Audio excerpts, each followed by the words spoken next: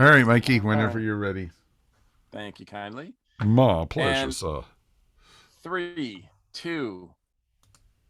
Welcome back, everybody. And we are now ready to talk all about panels, moderating, not moderation, right, Tony? We're not talking about moderation, not at Dragon Con, certainly. There is no moderation at Dragon Con, All Mike. of the Come on. mediating of panel people.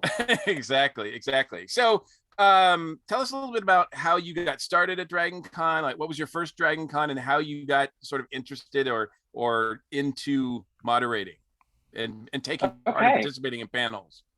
Um, Way back in the time machine, the year was 2001. I was working at Walden Books in Nashville, Tennessee while I was in college. And one of my fellow book clerks, Sue, was a volunteer at DragonCon. She still is. And she was telling me all about this amazing convention because she had noticed that I was reading a book by Laurel K. Hamilton, one of her Anita Blake Vampire Hunter series. Mm-hmm. And she was telling me all about how she was actually helping her um, during the autograph portion of her visit to DragonCon, and all of the words that she was telling me were completely foreign to me. And I had no idea what she was saying other than Laurel K. Hamilton, author, signing. I was like, okay, I can piece all those things together. So then she started telling me more about DragonCon and the department that she was in, guest hospitality, and how there were some openings and that me and my husband should come and volunteer and work with her in that department. And so that was kind of my start way back in 2001 on how I got on board with DragonCon. Wow. So you started right from the beginning behind the scenes. Yeah. So this will be my 22nd DragonCon. And so for the first 7 years, I worked in guest hospitality. Mm-hmm. The director at the time was Regina Kirby, who's currently the senior director of programming. And so when she moved to programming, she took me and Andrew with her because, you know, the new director wanted to bring in their team of people to work in guest hospitality. So we went with Regina, and fast forward to 2009, and Malcolm McDowell needed a moderator, and Regina just turned and looked at me in the programming office, and she was like, Tony, how would you like to try moderating? And again, I was like, I don't know what those words are, but just what do you want me to do? And then she gave me the crash course on what moderating was, and away I went. And I was terrible. So if there's a video of my 2009 panel with Malcolm McDowell, it's a disaster. Mostly because he has such a musical lilt to his speaking tone that when he was answering questions and telling these gorgeous stories about what it was like to work with Stanley Kubrick on Clockwork Orange, that I just tuned in and I would just kind of rest my hand at my chin and just stare at him. And he would look at me and would be like, Tony, do you want to ask another question? And I'm like, yes, next question. Like, I was completely mesmerized by him. So completely, not the worst thing in the world, but I was easily distracted by the guest because he had such amazing, rich stories to tell that I was completely captivated. And I was like, oh my gosh, I'm like this close to a legend. How cool is that? Gosh, these stories are great. And then realize I'm still trying to do a job. And so, yeah, that was how I got started. And for some reason, no one complained loudly enough up the ladder that I got to do it again and again. And then here I am all these years later. Wow. So that is definitely unique. I know that Mike and I started with paneling. Our panels were more fan oriented because for those people who either aren't aware of how panels work or go to Dragon Con not for the panels, because certainly there's a lot of people that do that. And there's some people that Dragon Con is all about the panels. Oh yeah. There's different kind of panels. There's, I say, what I call sort of fan panels, and then there's like guest panels, right? There's panels where a lot of fans are getting together talking about how much they love certain things, right? And having discussions, in-depth discussions about certain topics in science fiction media, et cetera, et cetera. And then there are guest panels, which are usually just made up of a presentation or one particular celebrity that everybody there wants to see and hear from and have, tell stories and ask questions. Because that's a big part of the guest panel as well, is that the audience really gets involved by asking questions as well. Right. So you're really focused more on the guest panels, right? Yes, I did fan panels more often when I volunteered in guest hospitality because my schedule was more structured. Whereas when I moderate or host or judge an event at DragonCon currently, my schedule is usually all over the place, and it's really difficult to schedule free time to go and enjoy a panel or something. And then I don't ever present as a professional on a panel very often because I'm usually completely schooled by actual professionals in their fandom on the panel, and I'm left speechless. I know I was confounded by a Disney trading pin panel for the kids track, and I have never seen a more ferocious group of professionals that knew the ins and outs of everything Disney pin trading. And here I am with my big book going, I like Halloween pins, and that's what I'll collect. Does anybody have a Halloween pin? And they're like, I'll look at your book. And you could see like the shining in their eyes looking for like a mistake pin that maybe I had gotten a hold of. So I just was like, gosh, I am terrible at these. They were talking about just like when pins were started by the Disney company, what the rules and process was. And I was like, I was just here to make a trade. They're a serious group, that they. Yes. Yes. And so go with trepidation, caution, and fan panels as a panelist. A sword and a shield might not be out of hand, actually. I do believe that both you and Director Faber were on a fan. It started off as a fan panel, but it kind of turned into a guest panel. Oh, that was so much fun too. Well, you had a big deal with it because you helped arrange it too, Tony. Yeah, the gentleman that she's married to from does anybody recall his name? He was one of the pirates in Pirates of the Caribbean. Yeah, but and he's done so many other things. I don't want to shortchange who he is, but he was on a panel with me, and he mentioned his wife in the panel as being Mrs. Hughes in Downton Abbey, and she's right over there, and he points to her in the audience, and I almost fell out of my chair. I was like, are you joking me? And so I was just like, keep that little nugget going. And so we finished the panel, and I was like, so we have a Brit track that loves Downton Abbey. Would she like to maybe be someone on a panel? And so he's just like, she doesn't like, this is all weird. I'm like, no, listen to me. We have a panel about Downton Abbey. She should stop by. So then I had him a second time on a next day. And then by then she was on board because he said he was going to talk to her. And then I was like, so did you talk? And then, yes. And then he actually introduced me to her. And she was like, oh, yeah, we'll stop by. And I was like, okay, so here's the arrangement. I'll have you guys come in the back way. So it's a surprise. And that way you can get out of Dodge if you're uncomfortable or you're over it and you're like, this is weird, I got to go. Because she was not familiar with that world at all. She was just there really to support him and come to do some shopping in Atlanta. That's why she had come to DragonCon. And so we brought her in. And then I remember saying, don't you have to go to a dinner reservation? Because she had told me she did not want to stay more than like 10 minutes. And then she's like, no, I'm fine. And so then we were like, we'll have a seat then at the panel. And she proceeded to give essentially a guest professional panel to an audience of fans that adore Downton Abbey. There were tons of them in cosplay. She even dropped like very obvious spoiler type things for the season that was upcoming that had not been aired yet. Nope. And just gave like everybody the vapors. She took them to church. It was great. There were tears. And it was great because she was sitting right between Tony and I, and it was awesome. And we were both like, and Phyllis Logan was wonderful, and her husband. I felt so bad because it was supposed to be like a fan panel, and I was like, I'm sorry, I'm crashing this, but I thought she'd be worth it. I don't think anybody complained. Yeah, I don't think anyone complained for that. Yeah. And we've been told on the Facebook group, it's Kevin McNally is the name of the actor. Kevin McNally. Oh, thank you so much. I feel terrible. I'm just glad I remember her name. But I that was one of probably my proudest moments in I felt bad at the way that, it kind of shortchanged the people that were actively wanting to be on this fan panel. But at the same time, it rewarded those several hundred people that were in the audience that got a chance to talk to an unannounced guest that no one knew was at Dragon Con on their favorite show. That's why they were in the room, to talk about Downton Abbey. So yeah, that's one of my proudest moments, because I try to make all of my decisions on what is the betterment of the show, what is the betterment of the many versus the few.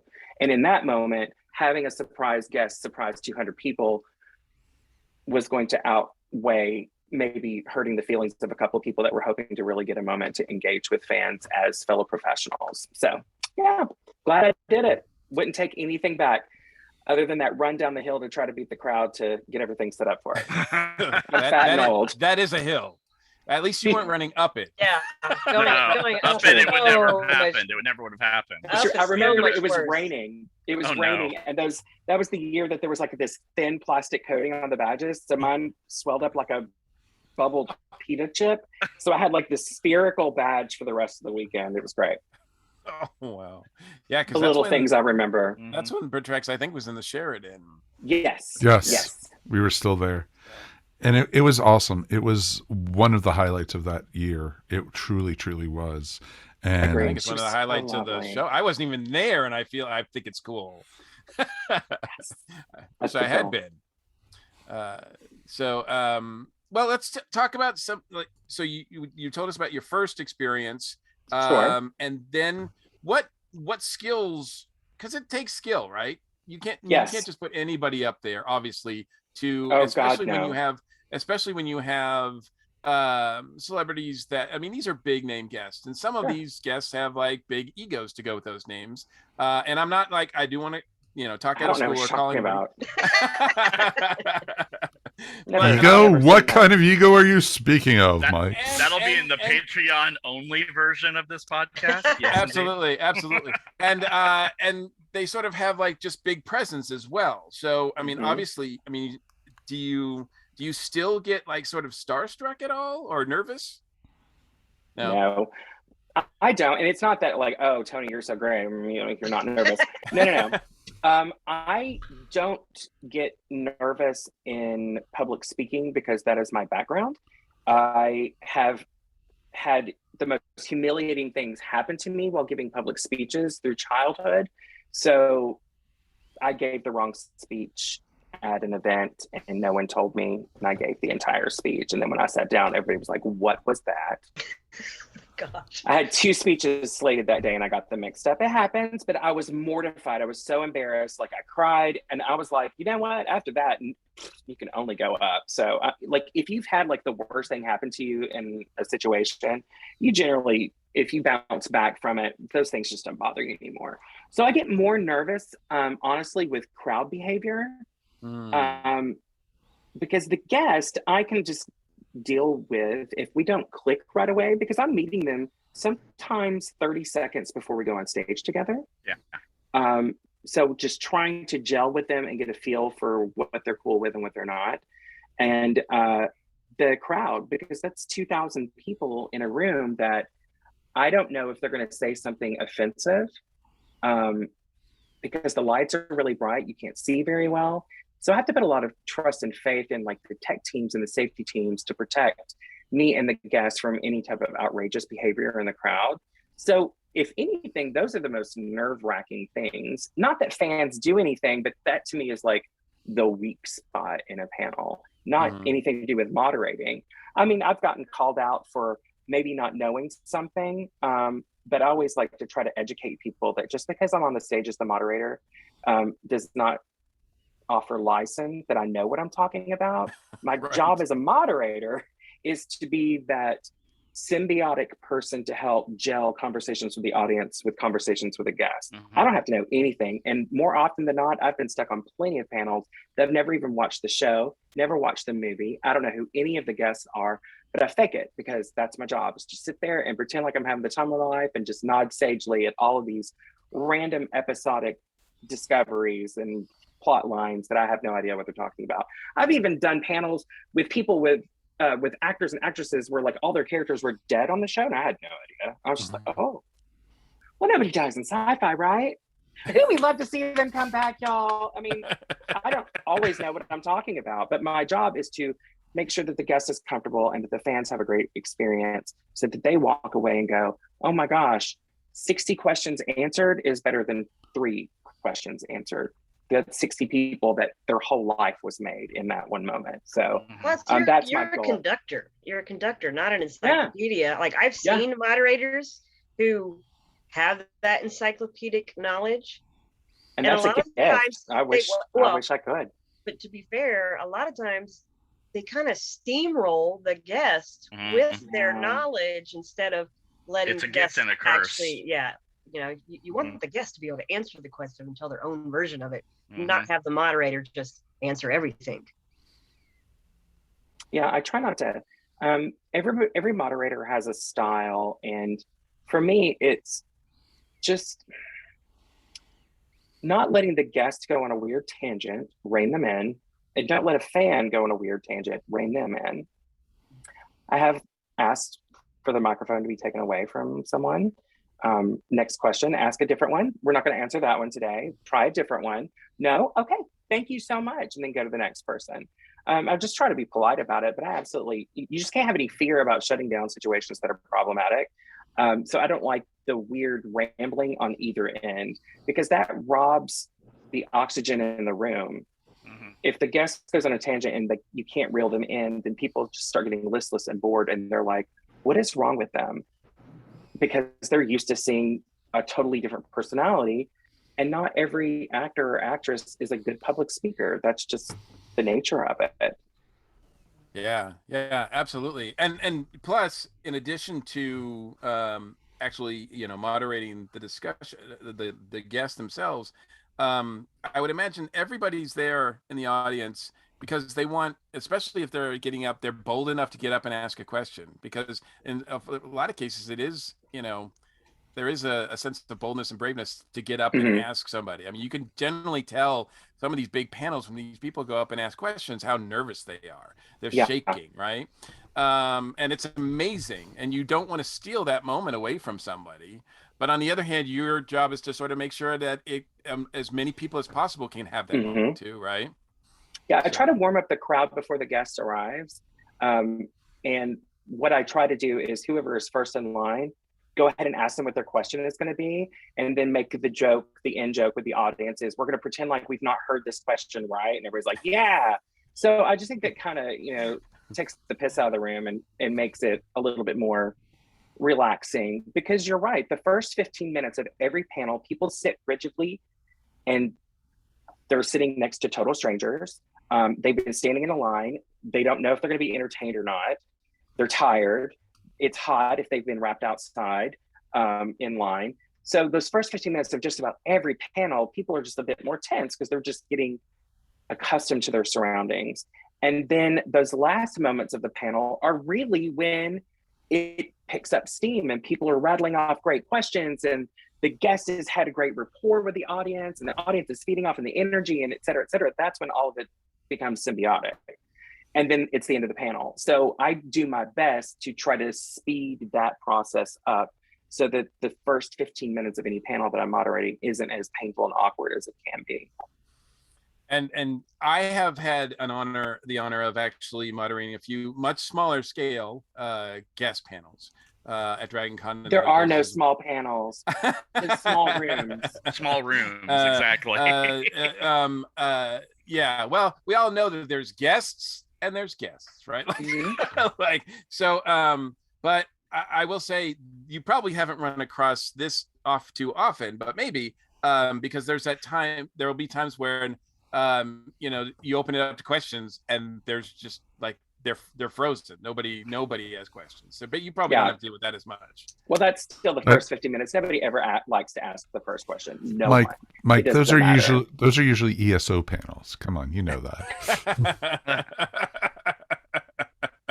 It's not a lie. I find later in the afternoon, people are loosened up more and they're ready to ask the first questions, though. Usually after 5. People have had that first bucket of rum or whatever, and they've got their courage going. So, Touche. And I get really nervous. I used to be terrified and horrible at public speaking. Really? It was the worst thing. Yeah, it was a nightmare for me. I'd had nightmare experiences as well that did not go well. And for the longest time, I just thought it was, a trait in me that just would never be resolved. The joy of podcasting. I think through working, actually, that's not, I mean, that's so true. Is that no, I know. I'm serious about it. I was not joking about that. Doing this that's why I'm drinking to it. And then going to smaller conventions, participating in fan panels where you're surrounded by people, et cetera, et cetera. That helped a lot. But even so, I still get a little nervous, and I do need to prepare. Sure. So it is that. But I would imagine, how many panels do you do a day? Because I can imagine it's probably pretty taxing, right? It depends on the year. There's a misnomer that because you're good at something means you love it. I don't have a love of moderating. I actually find it stressful because again, there are all those unknown variables, and I never want to say something that's going to cause friction with my employers. So that's always something that's lurking in the back of my mind. And all eyes are on me. It's like this double-edged sword of, okay, you're an employee, so everything you say kind of comes across as an official comment from the company, and that's not necessarily the case. But you can't tell a casual fan that. They're like, oh, Tony works there, so anything Tony says goes. And I've had some cut up moments with guests or whatever that I'm like, oh my gosh, I don't want to stray into PG-13 of an area because I don't want to offend anyone, because this is my livelihood. So, I mean, it's just a hard balance, but I understand the need for me to moderate certain panels because I am good at it. I just don't have a love for it. So I've been trying to wean myself off of panels as the years have gone by. I have the new Dragon's Den show that we film at DragonCon. I'm the producer of that, and that eats up a lot of time. So for this past year, I only moderated a couple of panels. I was only involved in 4, maybe. I still co-host the Masquerade. Yep. And the art show, I'm the new charity barker for the art show on Monday morning. So that was a new gig for me, but I only did 4 panels last year. But I have done upwards of 15 to 20, and it's a lot. Yeah, it's mentally, a lot of talking. It's a lot of energy.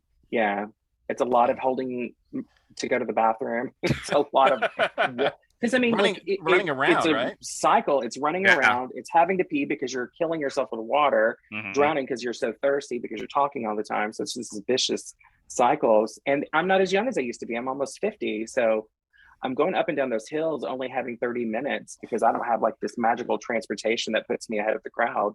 I still have to maneuver my way through. So yeah, it gets to be a bit more taxing, and being more sedentary appeals to me as I get older.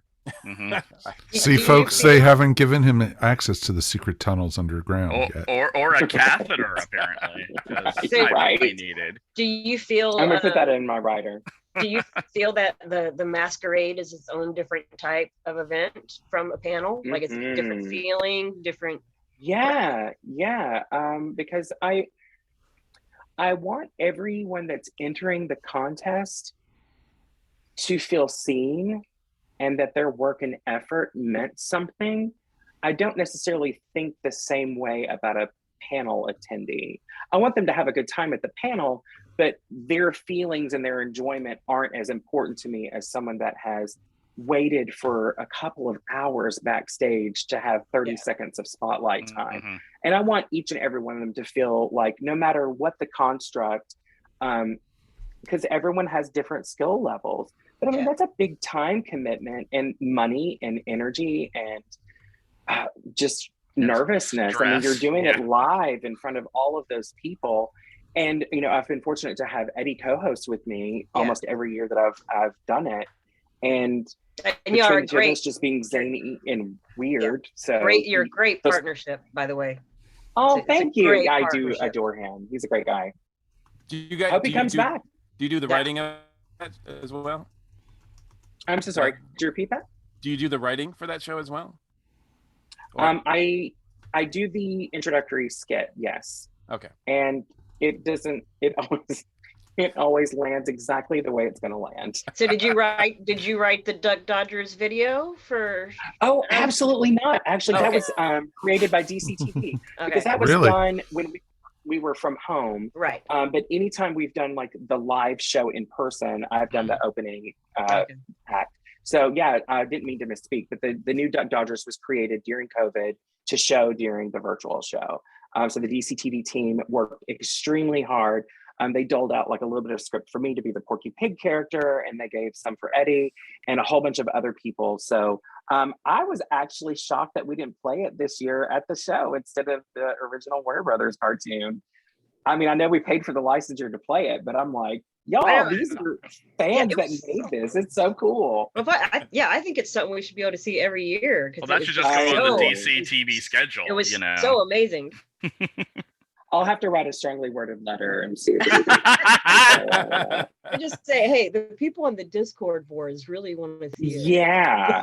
must have Duck Dodgers and must have catheter for 2022. Let me tell you, being in drag or heels, as these moments are born out of my head in the dead of winter when I think, oh, it's going to be perfectly fine to stand in full dress and heels under a light. Let me tell you, standing under those lights for like 3 hours, having to go to the bathroom, it's something. It is something, because you notice there's not a break in the show. Yeah, it continually runs through. Or last year when you had, full on caked the black and white. Yeah, that's right. I was Agatha from WandaVision. And if I might say, you almost stole the Masquerade show with that outfit by yourself. I mean, that was one of the best outfits I saw like all weekend. Oh my gosh, I'll slip you a 20 later. I have a great idea for this year, but we'll see who comes back, because for whatever reason, if Eddie's schedule doesn't line up or he doesn't want to come back to Dragon Con, or whatever, I'm not part of the guest selection committee. I just am always breathing that sigh of relief if Eddie comes back, because I'm like, oh, I know him, I have his contact information, he's great to work with. He'll basically be like, I'll do whatever, Tony, you just tell me what. And I'm like, shh, from your lips, we will make it happen. So I have a really cool idea for this year, so it should be fun. We'll see. Mike, do we have some questions or comments from people watching? Most of the folks who are there are mostly going, don't care, they're unbothered. Yeah, they're in their own world right now. They're like, talk among yourselves. Exactly. They're like, they were like, commenting on, Tony and what a great job he does, and the mustache. That's right. We were going to ask about the hair sequence. The glorious curl hair. Yeah. Yes. I can't believe we've done this for like almost half an hour or an hour almost, and we haven't mentioned the hair yet. Oh my god, that just makes me laugh. Like, Tony, what hair products do you use? I was like, what? Why do you care? Okay. Hey, and because of you, there was there's now an egg cult oh my gosh, the egg cult. Oh my gosh. 36 dozen eggs. 36 dozen eggs. Wow. All right, for those people who don't know. Actually, Regina Kirby just, said, no comments. We're in.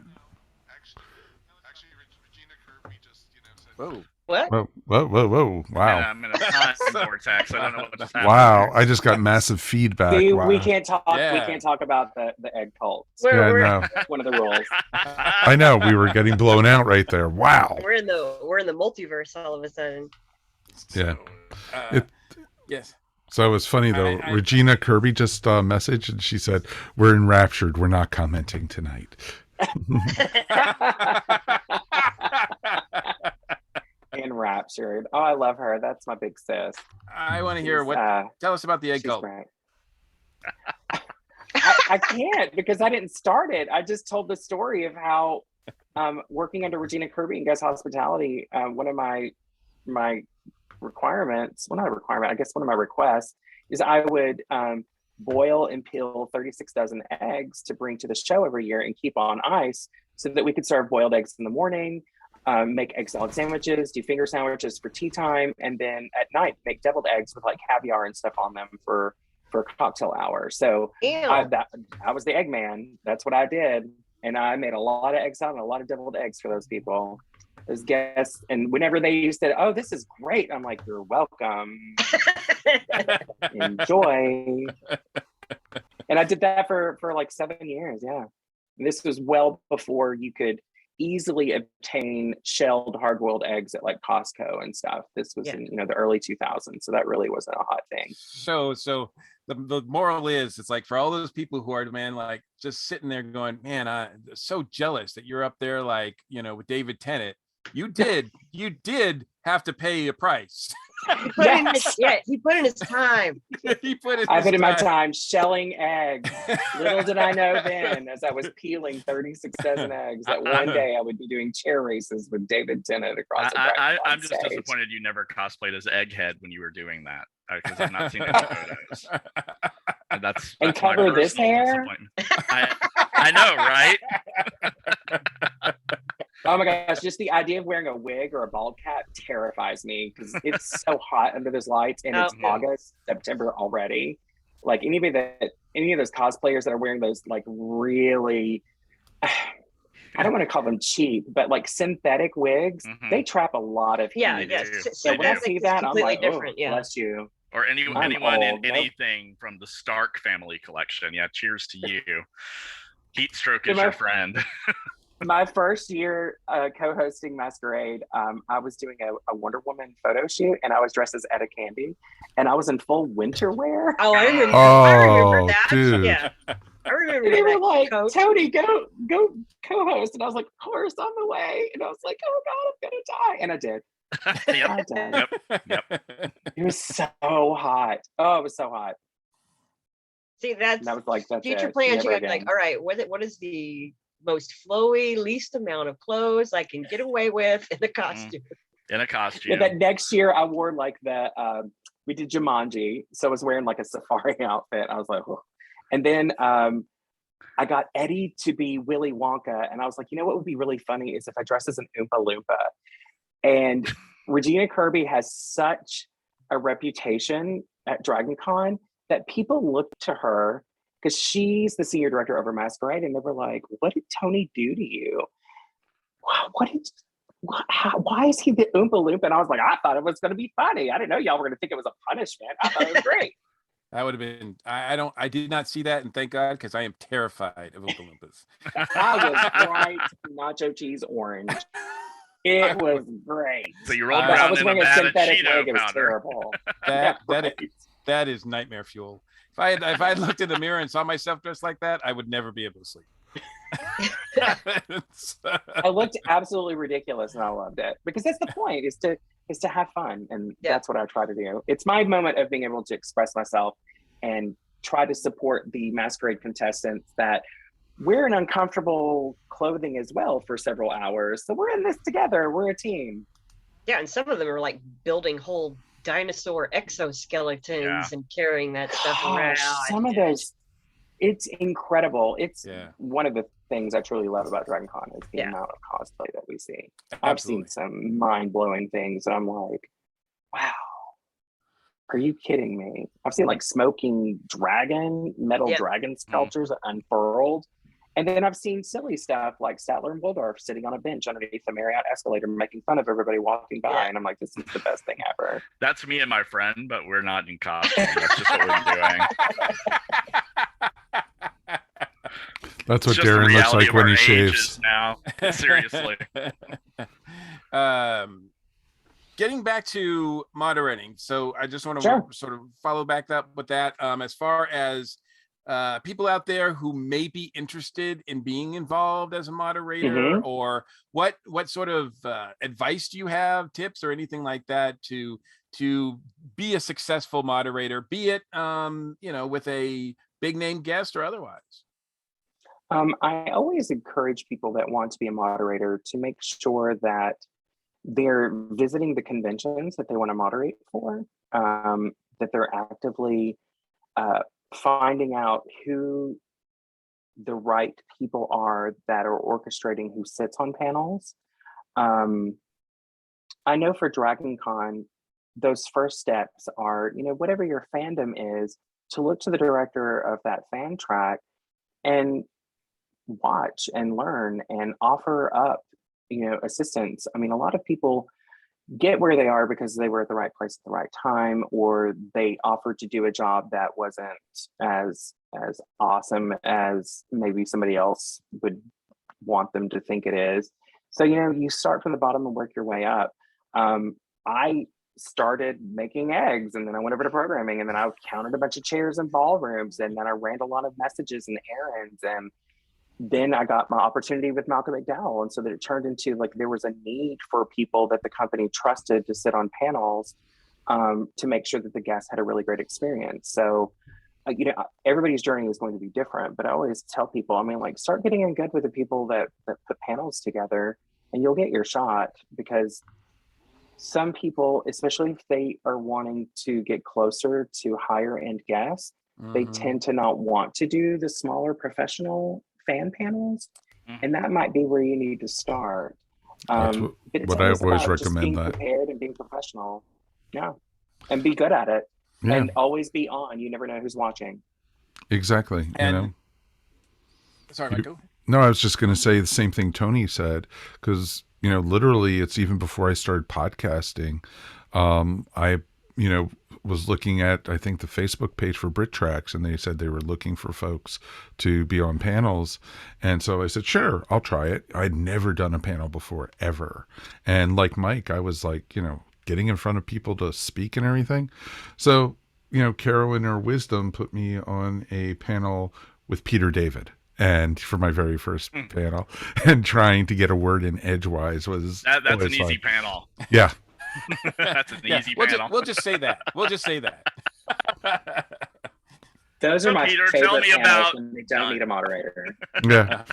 But it was awesome. It was awesome, and I got hooked. And now what I usually do, at least 14 to 16 panels a year. Yeah, you're a panel man. Yeah. Oh, my heart. And that's on a light year. So, I think the most I had one year was 20. And, Judy was like, "Are you going to sleep this year?" No. So. I know that Regina Kirby is always going to have an eye open for moderators throughout the show to bring on to main programming panels. There's always a shortage of great moderators. As the show gets bigger, that's more panels. And a lot of those panels require moderators. So you never know. That's why I always encourage people, if you're on a panel and you're moderating, you never know who's watching you. It may not be Regina Kirby, but she has a friend in the audience that might be like, "Hey, I heard you talking about needing a moderator. I just was in this panel and this person was really amazing. I don't know if anybody recorded it or not, but you should try to find it," because I know that she has headhunted that way before. And you never know. It. I mean, and I've everybody absolutely done it. And everybody in the audience has, they can say whatever they want in the app. Exactly. That's true. Yeah. Exactly. No, it's quite true. We know that they do look at the app. Like they do see everything in the app. That said, so. We see all 35,000 feedback comments each year. Yep. Yeah. But as, because Regina actually just responded to that, and she said, "Hone your skills in fan panels." She was agreeing with us all on that, and she says a moderator is the frame, not the picture, and the moderator should never be the star of the panel. No.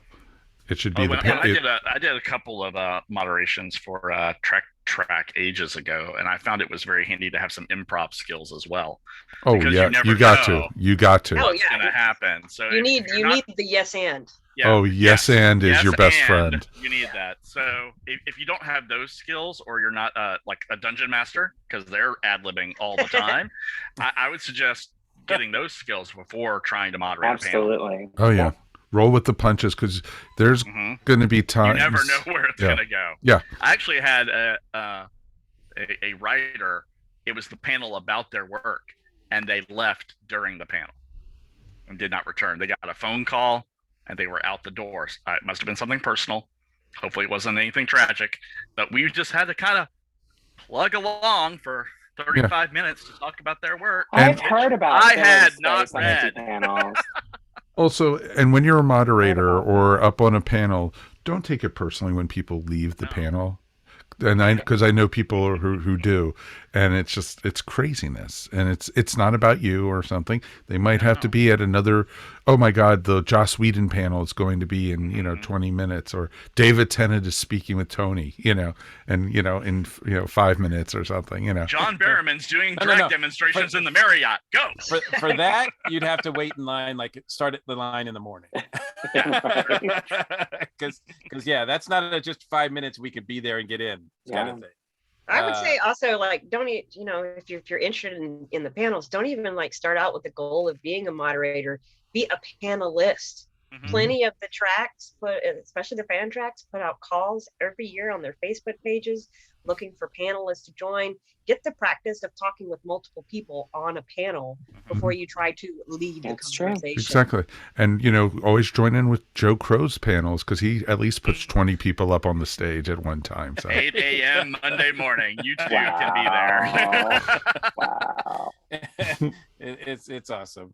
We love Joe for doing that. It's I think my first panel ever at Dragon Con was in the American Sci-Fi Classics. So, and that was a dream come true for me, because even though I didn't like speaking in front of people, the first few years I was at Dragon Con, I loved the experience so much. I would go to panels and I would see the people, like, producers, directors, writers, actors, whatever you, on the other side of that table. And I was just like, one day I want to be on that side of the table. I want to be on that side of the table. Not because I just want to like talk to people, just because I want to do something and share it. And so it was very inspirational for me. But I also imagine that, it's a double-edged sword. I mean, when you're as good as you are, Tony, and it's a smooth, like, people think it's not work, right? People think that that anybody can do it, right? Oh, that, yeah. I've had plenty of feedback where people thought that I was literally the worst thing that's ever happened to the world. Oh my and in the gosh. same panel, I would get glowing rainbow unicorn wings and halos and how wonderful I am. So I try to tell people when we get all of our feedback, look at those middle. They rated you 3 stars for a reason. What was the driving reason? So I always tell people those 1s and 5s, take them with a grain of salt. So yeah, not everybody that has a microphone should necessarily speak into one. But moderators are there, as Regina so eloquently put in the comments, that, moderators are the framework. The guest is the picture, and everybody's looking at the picture. So elevate them. That's what they're there to see. That's what they wait in line to see. That's what they paid money to see. Right? My favorite negative comment was, for some reason, Tony thinks it's all about him. I like to remind that person, if they're out there, that comment was on the Tony Lately show, so it was my show. And I was the picture in that moment. So. Well, we are thanks for coming to it. Thanks for coming to this TED Talk. Mike, do we have any other questions or comments of note? But I try not to make it about me. Nothing worth talking about. Okay. All right. Well, we are very happy and honored to have you, to have this show be all about you, sir. Thank you for having me. It's been amazing. As we draw a close, we are now going to draw a close to the 4th episode of the 2022 Dragon Con Report. And a big thank you. We really appreciate you, Tony. All the work you do, everything you do to make Dragon Con more enjoyable for all of us. Thank you. Hey, hope to continue doing it for years to come. Where can people go to, do you have anything personal to plug? Because everybody knows about the Dragon Con links, of course, but is there anything? Well, we certainly want you to follow us on all of our social media channels to find out about the next Dragon Con Town Hall, which will be shot live from MomoCon. So we're excited about that. Awesome. Stay tuned for announcements later this summer about the themes for Dragon's Den. We're going to do 8 out of 10 dragons. So if anybody's familiar with the UK show 8 out of 10 Cats, they'll get a little sneak preview of what our Dragon's Den game show is going to be about. So we'll be inviting fans to participate in that. So look for those announcements. But on a personal level, that's not Dragon Con related, I'm a huge tabletop RPGer. And I have the great honor of being on the cast of a Strixhaven game, which will be airing on Twitch channels next month. So Stay tuned to my social media. I'm Tony Gowell on everything. Thank you, baby Jesus, for the weird last name. So I got to keep that on all of the socials. And yeah, I'm super looking forward to that. I'm doing a D&D cruise in November. And yeah, we just got back from one in March. Had the best time. Blast. Yeah, D3 at sea. Yeah. Thank you. We had the best time and look forward to doing it again in November. So that's a bit of the nerdy geeky me. The table behind me is actually a working D&D table with the panels that we've been working on so that we can throw those math rocks inside. Very cool. Awesome. Thanks, guys. Yeah, absolutely. Awesome. One last comment, Mikey.